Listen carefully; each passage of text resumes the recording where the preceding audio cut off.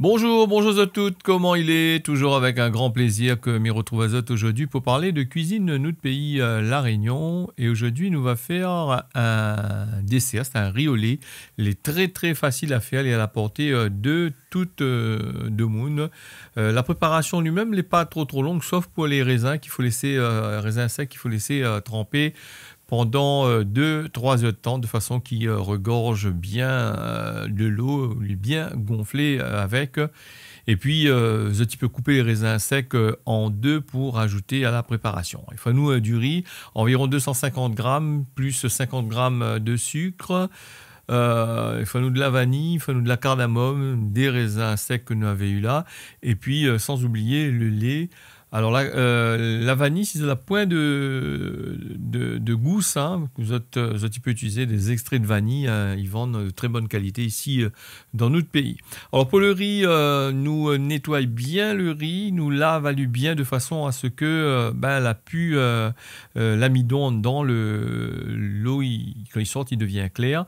Et nous ajoute un verre de l'eau, nous laisse aller bouillir jusqu'à réduction. À la réduction, nous ajoute un demi-litre de lait à l'intérieur.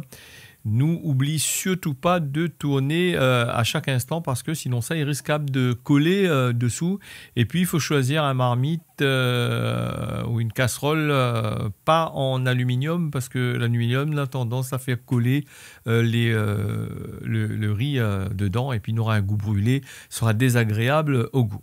Alors quand on a fini d'ajouter le lait comme ça, voilà, nous fait bouillir lui, nous ajoute le sucre, nous va mélanger lui bien. Après, nous ajoute, sans oublier la vanille, si vous point de vanille en gousse, je ajoute de l'extrait de vanille. Nous ajoute aussi les raisins en attendant que le lait bouille avec le riz. Comme tu vois, il commence à bouillir. Et je prend le temps, je tourne à lui bien comme qu'il faut. Alors, on a de monde qui n'aiment pas trop le riz au lait quand il est trop mou. Il adore quand il est bien un peu en soso. Ou sinon, ça, il laisse aller bien sec, il tourne bien comme qu'il faut. Il remue de temps en temps. Et le feu, il ne faut pas mettre le feu fort en dessous. Oublie pas que nous l'avons mis déjà de l'eau au tout début pour pré-cuire le riz. Et là, nous finit la cuisson avec le lait, comme tu vois à l'image. Alors, donc, nous laissons bien sécher, nous laissons refroidir et nous va consommer. Si ça me dit, merci d'avoir suivi la recette, mais là, rendez-vous la prochaine fois. On y retrouve.